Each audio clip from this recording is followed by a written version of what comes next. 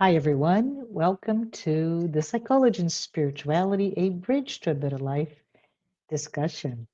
During our weekly episodes, we explore this intersection of spirituality and psychology, and as a result, we are able to capture some timeless wisdom contained in both fields. I want to say thank you for being with us today, and thank you, Peter, for coming back because today we're going to continue our discussion about the good, evil, and everything in between. My name is Marcia Trajano, and as I said, Peter is back with me for a second episode on uh, this conversation about the nature of good and evil.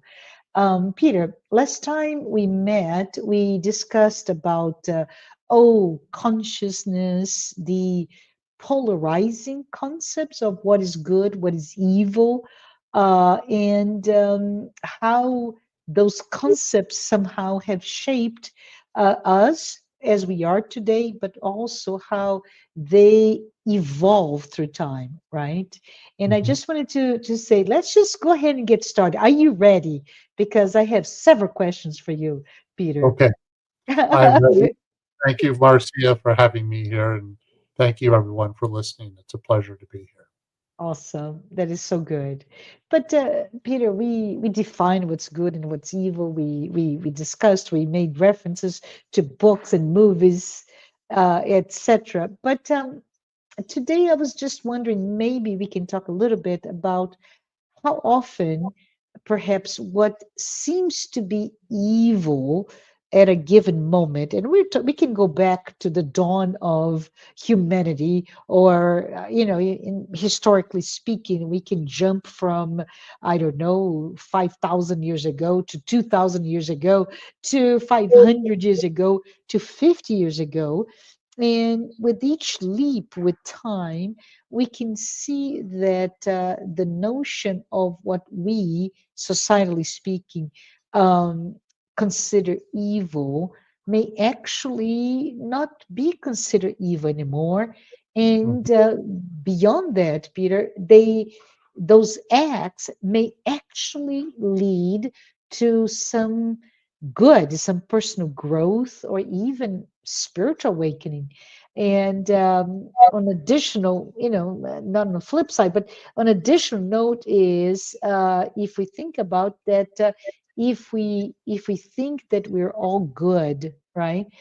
And we're practicing good people, and sometimes what we do, those deeds may not be as straightforward as we may think they are, right? And so when we think about it, refraining from doing evil, it's not enough. And you mentioned this last time, right?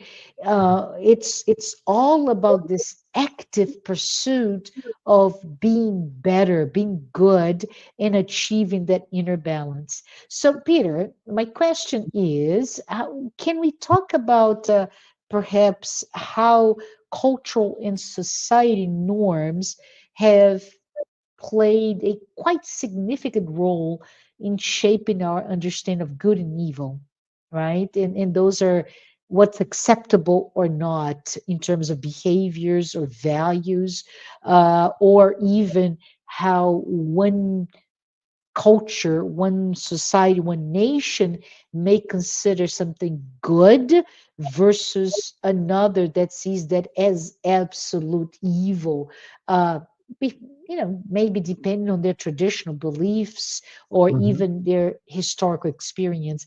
Can we talk a little bit about maybe some of those examples and how it may shake us our understanding of this discussion about good and evil? Let's Okay. pick one, right? Maybe I'll bring it to one: capital punishment. What are Okay. your thoughts on that? Well, there are certainly many periods in history and different cultures where capital punishment was considered perfectly normal.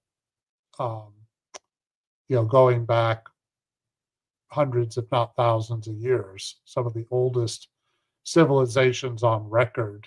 There Yeah. were very strict rules about what was and what was not okay. And um, I think probably the underlying assumption was that capital punishment was necessary to really send a message that Yes. if you cross this line, this is what's going to happen. And sometimes the approach taken could be quite cruel. Torture might be involved. Yeah. Uh, the guillotine, for instance, that was invented in France in the 1700s, not long before the Reign of Terror occurred, where it was Yeah. used extensively. It was invented in part to be a, quote, more humane way of decapitation. So before that, of course, um, it took longer. I don't want to go into the details of it, but but you get my point. Um, I do. I do.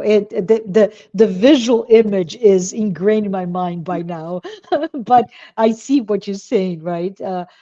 Guillotine, a what I consider extreme, cruel form of punishment, was actually at some point considered the more humane it was considered relative an to advancement. Yes. yeah, Yeah. yeah, Um, if we focus on, I mean, there's so many examples from history one could focus on, but if we mm, focus on the Reign of Terror, for instance, yes, those who perpetrated it certainly at the time thought they were quite justified. There was so much inequality and yeah, injustice and anger at the system of monarchy and divine right monarchy yeah, that the feeling was these people absolutely deserve this kind of fate. yeah, And um, and sometimes people get whipped up into such a frenzy that they get right involved in that. It's like Jesus on the cross, in I think it's Luke. Jesus says, "Forgive them, Father, they know not what they do." Was it not another example of where a crowd was whipped up into a frenzy about, crucify him, he's a threat? Did these same people feel this way a few days before, or a few weeks before? It's an interesting question it um, is. to And talk about. the ideas that visual imagery that comes to my mind is when we talk about crucifixion, I immediately go to the recently released Gladiator 2, which Mhm, the whole mhm, concept of uh, people killing till they die in an arena full of individuals, right? Just and rooting and the pure uh, drama of life mm, and death between animals and people and people, whatever. But that, which was a very dark chapter of our history, mhm. somehow it stays, right, Peter? It stays, and Yeah, as it evolves, it becomes less evil, but still, as we keep evolving, we go back to see what were you thinking. I know there has been a strong movement against, for example, rodeos or the bullfights, right? mhm, mhm. And to me, we keep evolving at some point, and this is no judgment, everyone, but I'm just thinking out loud here. At some point, as we look into, say, a field or an arena of sorts with two teams playing rugby or football, or even other less aggressive types of sports where the life of those players may be quote unquote sentenced to a lot of pain and concussion and et cetera, et cetera, et cetera. Yet Right. we don't think about it in the moment. We see as pure entertainment. But Well, yeah, go yeah. ahead. Um, you know, I was just thinking about ancient Rome. You Yeah, mentioned the gladiators, where that type of sport again, I think many people who, certainly those who attended it, saw absolutely nothing wrong with it. If somebody died, somebody died.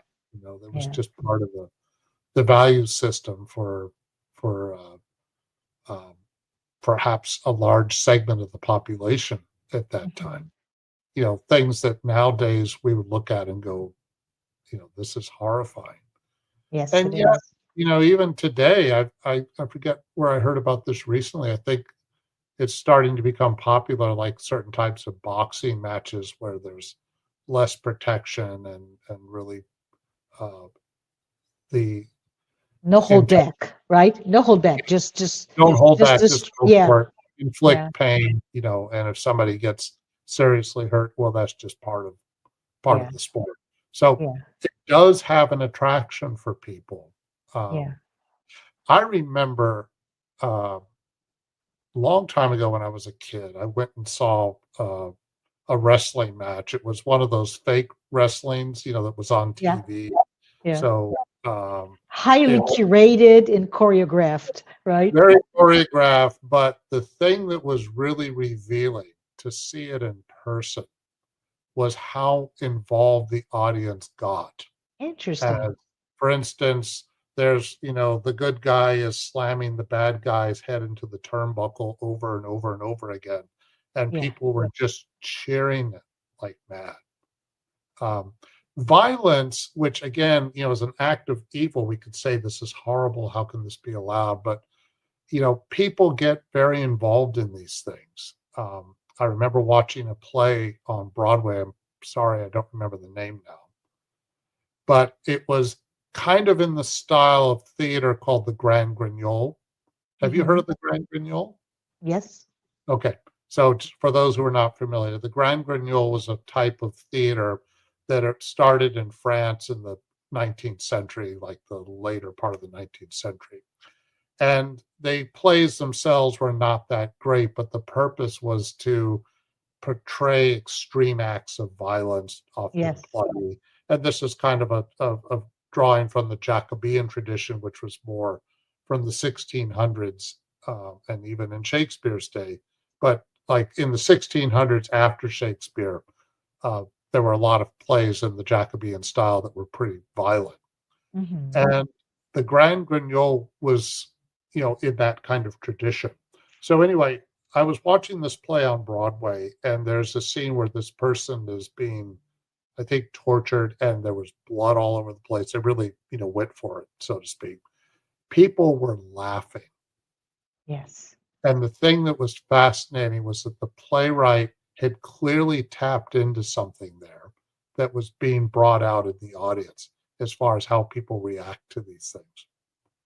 Um, Again, objectively, most of us would say this is bad. This is, Yeah. this is violence is not acceptable, etc. And yet people are very attracted to violence. Well, Yes. And there's a topic there for for us to talk, right? yes. Why are we attracted? Is this something that Mhm. we carry on with our part of our collective unconscious, or is it part of our atavistic heritage, as a Mhm. term that Joanna D'Angelo likes to use it a lot, right? We Right. carry on from past existences, Mhm. etc., etc. Right.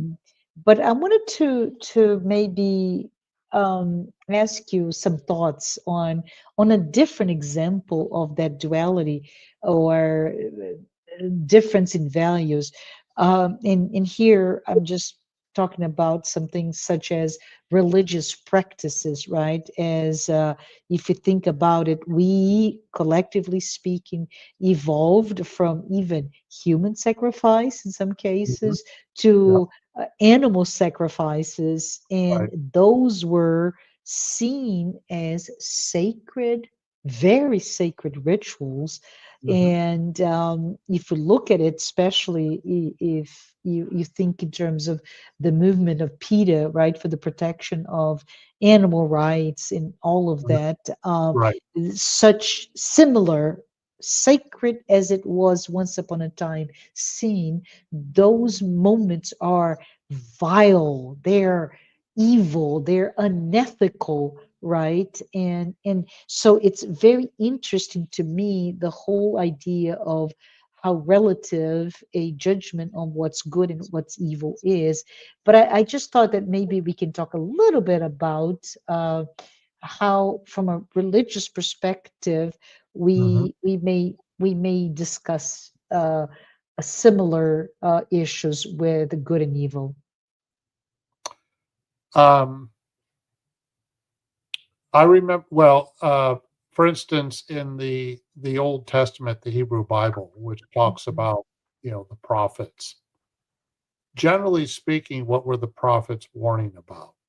Well, the time of the prophets, Isaiah, Jeremiah, Mhm. Ezekiel, Daniel, all the minor prophets. Um, let's see, Hosea, Joel, uh, and many others. I don't have them all by name, by memory, but Well, I'm very impressed. anyway, um, during the time that they were doing their ministry, from roughly the 800s BC up until the 500 BC, more or less. Mhm. Uh, during This is when the northern kingdom of Israel still existed in the southern kingdom of Judea, which were what was left of the 12 tribes of Israel and the Mhm. descendants of David and Solomon and so forth. And the Bible talks about this not only through the prophets, the books of the prophets, but also First and Second Kings, First and Second Chronicles. It's all that history. And put very simply, what they were constantly trying to warn the kings about is you're breaking the covenant with God, you're following Baal, who was a fertility god. And Mhm.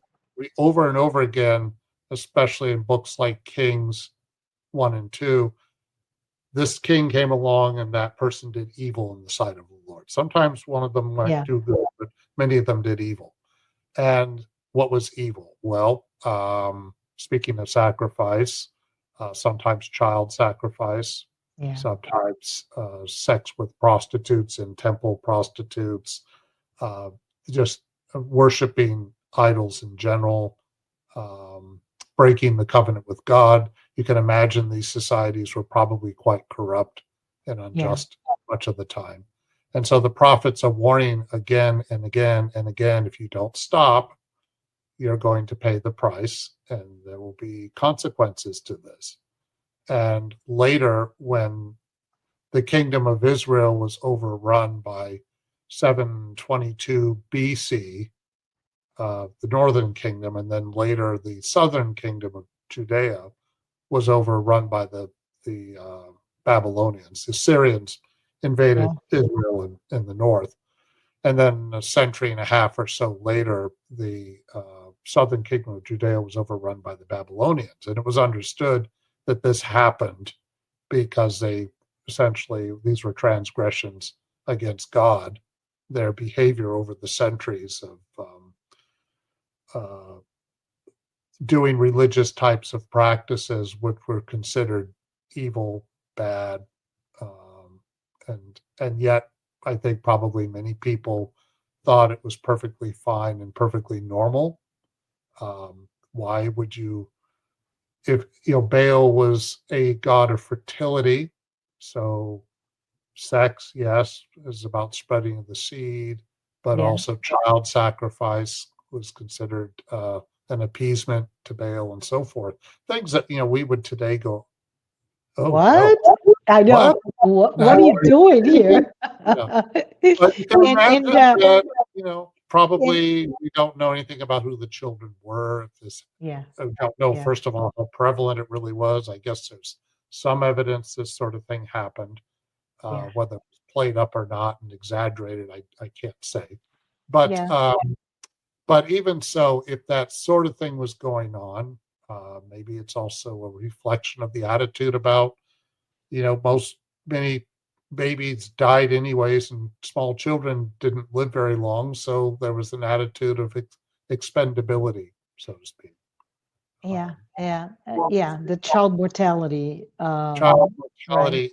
And I Yeah. mention all this because I think one way to pull all this together is that idea that our fellow human beings are expendable, which is, again, Hmm. a very dark thought to have. Yeah, yeah, But, let's face it. I mean, not only is our history full of it, but we still see plenty of signs of that today.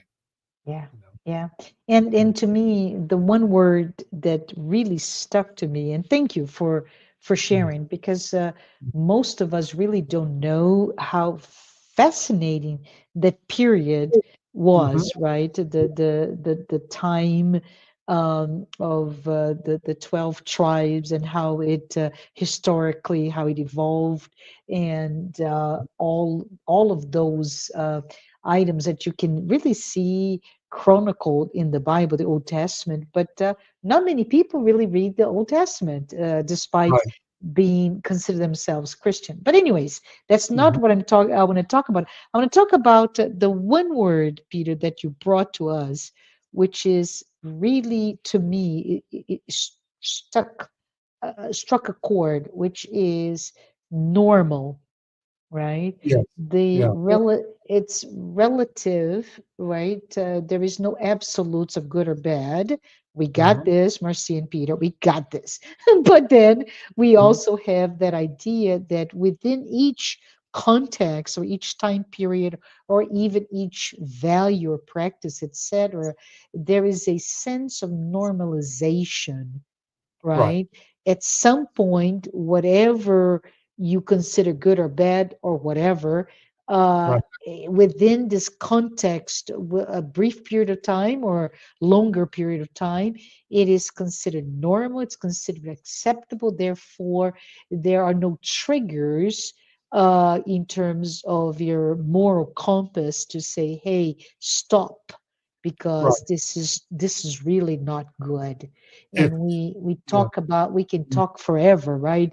The Right. nature of I don't know, addictions, the nature of the impact of we talked last time a lot about anger, right? Or even just this resentment and holding on to grudges as a human conditions, Right. unlike animals, for example. But then we can talk about how is normal, how is something that deep inside we know it's not the best way to live, Right. because it causes pain to Mhm. me, to you, to whomever, but we still do it because it is acceptable. Right.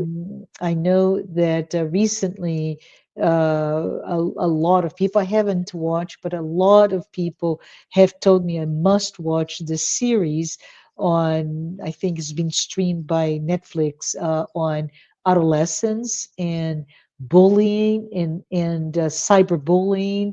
And when did this become okay? Has it become okay to bully somebody else, right? And I haven't seen. I'm not sure that I'm ready to see that series, but it's something that it has a lot of people saying that is a must for everybody, at least for those who are parents of teenagers, right? Okay. But maybe we can talk a little bit about it, because we're discussing normalization. But Peter, what do you think are um, you know the nature of that duality that exists within us, good and evil, and as part of our human psyche, how can we use that,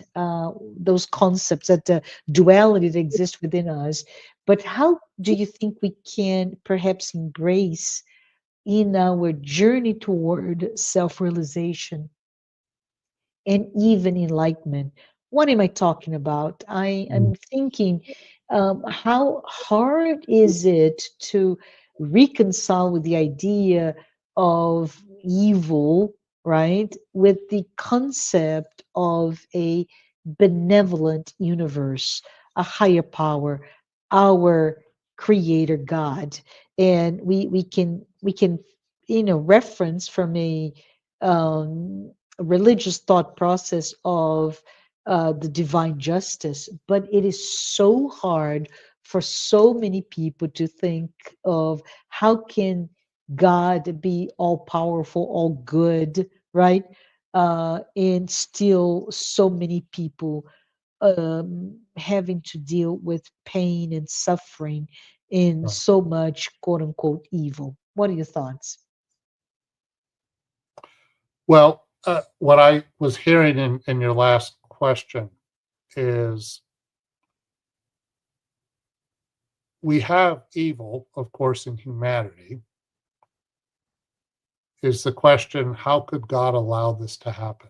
Yeah, how do we reconcile our minds, right? Yeah, That there right, is such a thing as an all-powerful, benevolent force. You can call it God, you can call it right, right. whatever, but how Hmm. do we reconcile that with so Hmm. much suffering?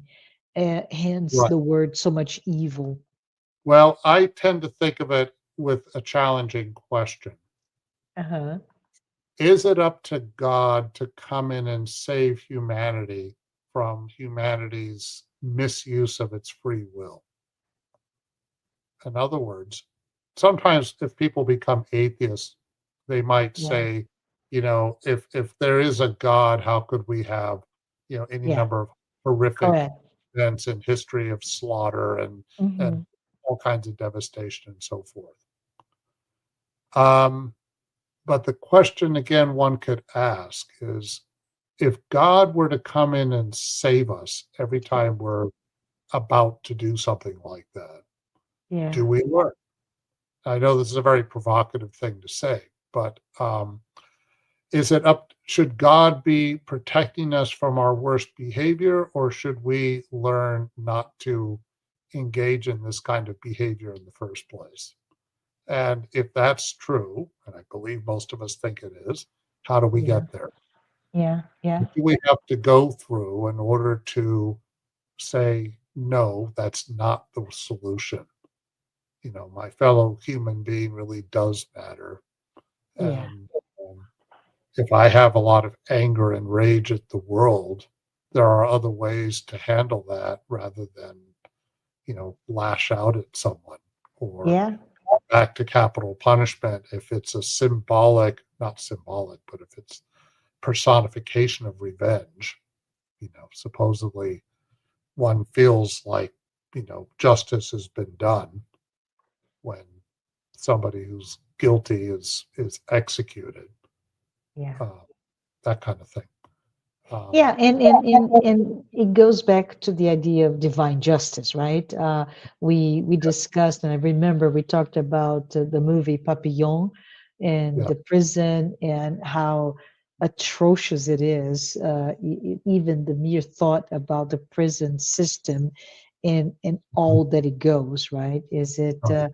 a an opportunity to get to redemption or reinstatement to society? Mostly not, right? Right. There's Mostly, no unfortunately, pretending. mostly not. Yeah. Um, There's no pretense of trying to reform the yeah, prisoners in that particular yeah, environment.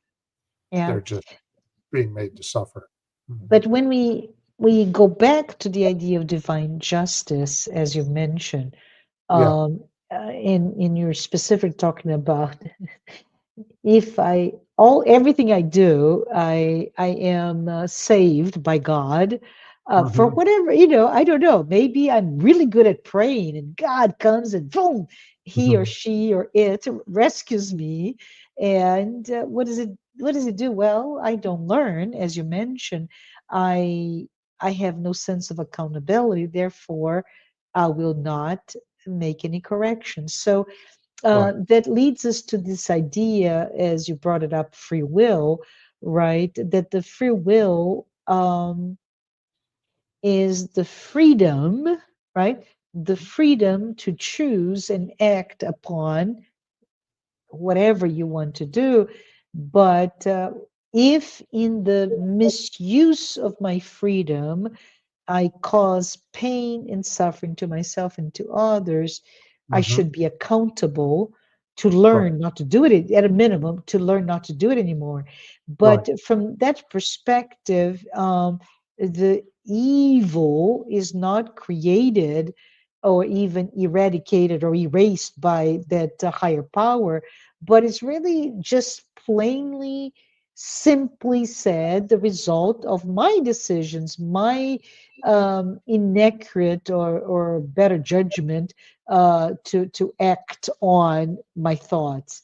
Yes. So it's really um, a question of freedom and moral agency, right? How do we start to embed in our consciousness the idea of this is the right thing to do? I think I remember last time we talked, you brought up a great example. I We probably can rob a bank, right? We all Mm. have the equipment, the wherewithal to do it, but do we do it? No, Right. because it is embedded in our consciousness. That's not a right thing to do. So we don't. I'm Right. thinking that's the same thing, right? The freedom and more agency, instead of being contra to each other, they're actually complementary to each other as we evolve as immortal spirits.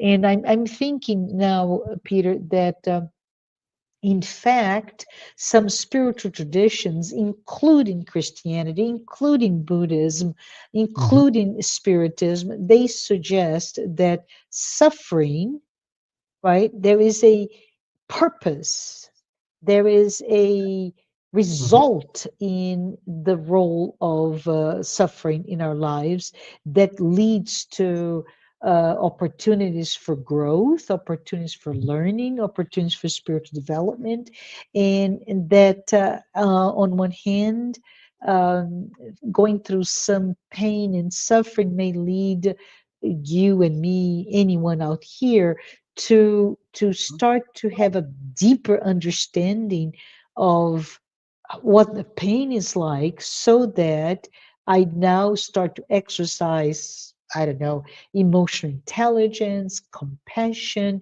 Hmm. empathy, and benevolence, docility, etc., etc. So it's Right. almost this challenge that the more I suffer, the more I become resilient and Mhm. wise and good. What are your thoughts of that Yeah. paradox? Well, the paradox with suffering is that it can teach us. It is important not to confuse this understanding as somehow being an apologist for suffering, Right, right. or because sometimes people might think, especially perhaps with Christianity, uh, forgive me for saying this, but sometimes there may be this assumption that there's an emphasis on suffering as if it's some kind of masochistic pursuit. And But there's that evidence in history, right, of evidence, I mean, self-inflicting people pain, do bring which that to it. Yeah, doesn't work. Yeah, it doesn't work. But that's yeah, not the point. The point is when we suffer from something, it can be a wake up call. yeah, yeah. There's many ways one could think about that. I mean, if one likes to be a perpetrator of violence, how do they Hmm. feel if they're the recipient of that violence? If you, Yeah, I yeah, mean, it's one thing if you want to hit somebody, but suppose somebody hits you back, it yeah, hurts. yeah, It might make you think twice about that. Or another example could be, we may have talked about this in the past, but somebody who's an alcoholic, for yeah, instance, who has to is addicted and they really have to hit rock bottom. Maybe they've yeah, lost yeah, their family, they've lost their job, they've lost their livelihood, everything. And they finally realize, I've paid a horrible price. Well, that, of yeah, course, is suffering. yeah, Unfortunately, when people are rebellious, unwilling to change, not willing to get the wake up call, not willing to listen, they may Yeah. have to go through a lot of suffering before they finally do wake up. Now, once they do wake up, suppose this same alcoholic recovers and they then go on to lead a life in a direction that's a lot more positive than where they were before, then the suffering served a purpose, you know. Yeah. Uh, And it's good to remember uh, that there are certain philosophies, especially Eastern traditions, such as Hinduism and Buddhism, and they they suggest that evil mhm, and suffering both are temporary illusions, yes. that they're part of our human experience, but Mhm, ultimately they are to be transcended. So it's very interesting for us to be reminded that according to those traditions, that once we human beings, right, individuals, start to learn and grow and reach a higher level of spiritual awareness, mhm, we start to be able to go beyond the illusions mhm. of good and evil, Right. right? The Which is awesome. Let me just finish here because I think it's just awesome. We've been talking for 2 weeks about good and evil, just mm, to be reminded that at some point, we, as we evolve, all of us will be able to recognize, Peter, the mm, interconnectedness of all of us, the oneness in this universe, which means this discussion is futile. I'm just kidding. This is not a futile discussion, but it's an interesting way to think about it. At some mm. point, all of this construct will disappear. They are irrelevant, right, for all of us. Yes. I mean, uh, you mentioned Eastern religions, the Yeah. Dhammapada, one of the central sacred scriptures of Hindu or Buddhism, Uh huh. stresses a great deal how our attachment to things Yeah. can, first of all, we can overcome it. And second, the more we stay attached, could be anger, we could be attached to sensuality, it could be attached to the material, any number of things, Hmm. emotional as well as physical attachments. All of that creates unhappiness. And in order to free ourselves of that, we have to be able to learn how to release these things. Yeah. Uh, and by detachment in that sense, it's not numbing yourself or becoming indifferent, but it's not trying to hang on to something that is, as you said, is an illusion to begin Yeah. with. I Or love it. yeah, Yeah. There's something that Jonah DeAngelo says that and she peppers that concept in many of her books, right. but it's one thing that I find it the most amazing concept, which is we are destined to infinite happiness. How about that? Yes. It's interesting that in her book, The Conscious Being, she actually mentions the concept samsara uh, from Hinduism and Buddhism, if I'm not mistaken, but the cycle of birth and death and rebirth that we keep, because this is certainly one of the things that Spiritism shares in common with the Eastern religions is in terms of reincarnation, but we will keep going through that cycle of um, death and rebirth, the samsara, if you will, uh, Yeah. until we start to learn to evolve beyond uh, attachments that are often attached to things that are delusions to begin with. Yeah. I always remember a training that I went through, Peter, that was about attachment. Mm-hmm, And we were asked to write down in pieces of paper the most precious things mm-hmm, that we have. And but it was quite extensive list. So Mhm. usually people would start with, and I'm just kidding here, but as an example, oh, my purse. I really like my purse. So my coat, my house, Mhm. my dog. So you start to move away from things to beings, right? My dog, my husband, my children, and all the way to belief systems. Mhm. And we did that. It was quite Yes. interesting, long, and we discussed this and that. And then the exercise was to have to throw something in a proverbial fire, right? The Right. fire comes, what goes first? And Mhm. oh, easy, the purse, right? Oh, I love the purse, but he goes. But it Yeah. was very interesting because it really it was a class on um, death and dying, right? And Mm. how hard it is.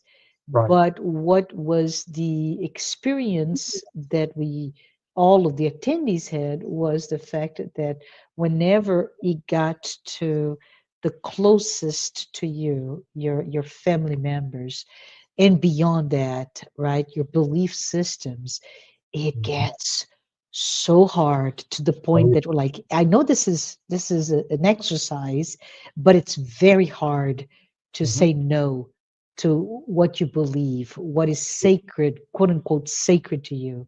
Right. But so I appreciate you bringing that up, the fact that attachments can liberate, or being free of attachments can be the ultimate liberation from the And ideas, right, that yeah, we have.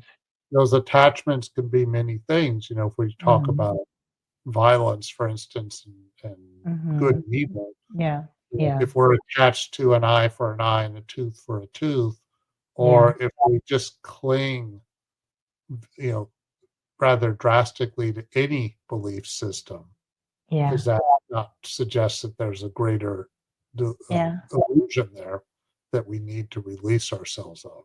yeah. I'd like to maybe end our conversation today talking a little bit about, we talked a lot last time, by the way, but just bringing the concept that Jesus brought to us, right? Mhm. Which is the notion that you can overcome evil Mhm. with goodness, right? Which Right. is quite frankly quite difficult for us to accept because it Mhm. challenges our traditional notions of our dual nature, right? That we can only be Mhm. one or the other, we cannot be both. Mhm. And he, Jesus, the man that came and stayed with us briefly 2000 years ago, but he brought that idea, and he suggested indeed that if you are in the battle, whatever that may be, to to destroy evil, aren't you evil yourself, right? So I don't know if you want to give us your final words on that idea before we close. What are your thoughts? Well, if one's approach to trying to destroy or eradicate evil is to be violent, oppressive, etc., Mhm, then mhm. that could be an example where one is evil. It, one's one is also being evil in the name of trying to eradicate Yeah, evil, so it yeah, becomes counterproductive.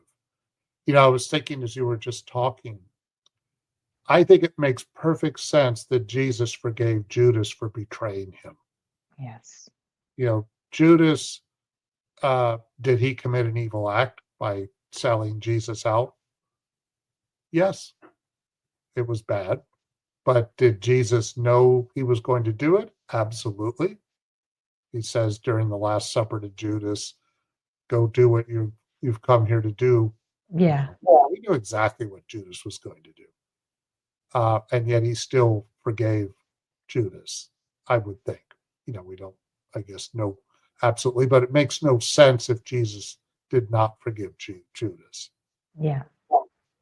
And so, And- going back to what you were I think Yeah. raising about if it's all about getting revenge and they hurt us, so we're going to hurt them back. They hit us, we're going to hit them back. That just goes on and on and on and on and on. It's a cycle, right? That it can be almost infinite. I keep thinking again of Shakespeare Yes, Romeo and Juliet, right? And there's this thing that keeps growing, feeds on itself instead family of feuds, tribal yeah, warfares, all that stuff. yeah, Any kind of yeah.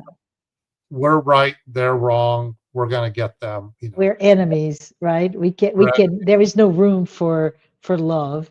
And I Yeah, keep thinking, Peter, that forgiveness is it's a response to evil, right? That brought to us in Christianity. It's quite central to Jesus' teaching, but right. it's quite powerful to the ability to break that cycle of harming the other versus healing the other, right? It, And I find it quite interesting, the discussion on, even psychologically speaking, how forgiveness can lead to emotional health, yes. right? Where if you don't, you hold on Mhm. to anger, resentment, and as doing that, you perpetuate the suffering and you relive that suffering. Whereas by forgiving, you are freeing yourself from the cycle of all those negative emotions and be Right. able to take flight from the situation. It takes a lot of courage and a lot of spiritual strength Mm, to see compassion and yeah, forgiveness as signs of strength and spiritual progress yeah, and not a sign of weakness. yeah, Sometimes when people want to keep perpetrating violence, it's the assumption that, oh, if I'm going to be compassionate, that means I'm weak. It means I don't yeah, have the guts to stand up to them. We yeah, have yeah, we have to make so and so accountable. Well, yes, we all do need to take personal responsibility. We do need to be held accountable, but how? There's all kinds of ways that all of us can be held accountable, that it doesn't have to resort to some act of revenge yeah, yeah. S- or we're going to suffer, suffer, suffer in order to answer for things we've done in the past. Yeah. And I just want to say, because we are at time, again, it seems that we can continue to talk for a long time. Peter, I just want to say thank you. And Thank like last episode, we discussed, right, these concepts, and we come to the conclusion that at a minimum, they're really far from being a absolute notions or a black and white type of definition. And if we think about it, the specifically that duality Mhm. of good and evil in political or cultural conflicts, um, they're actually quite simple instead of a complex, right? It's really when we put, oh, you are evil, I'm good, or vice versa.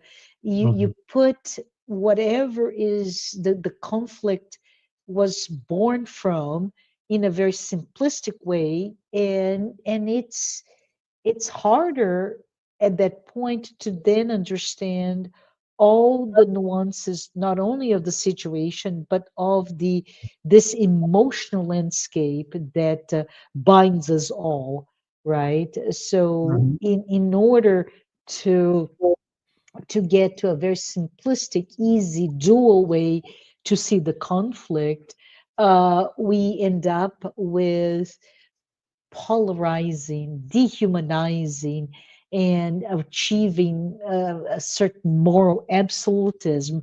And that actually feeds the conflict in itself.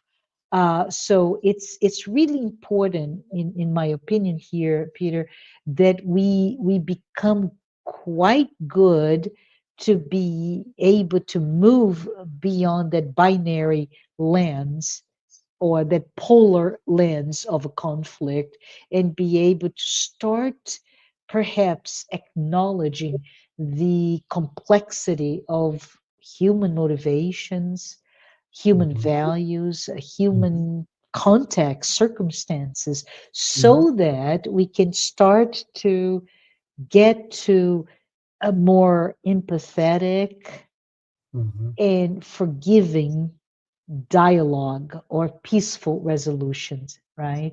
And I do believe there is definitely a place for forgiveness in understanding the so called evil or um, uh, feeling of pain that somebody or yourself inflicted, right? So it's how we can forgive, we can break that that cycle, right? And we also, with forgiveness, then we're able to achieve a sense of redemption Mhm. and a sense of growth, a sense of transformation.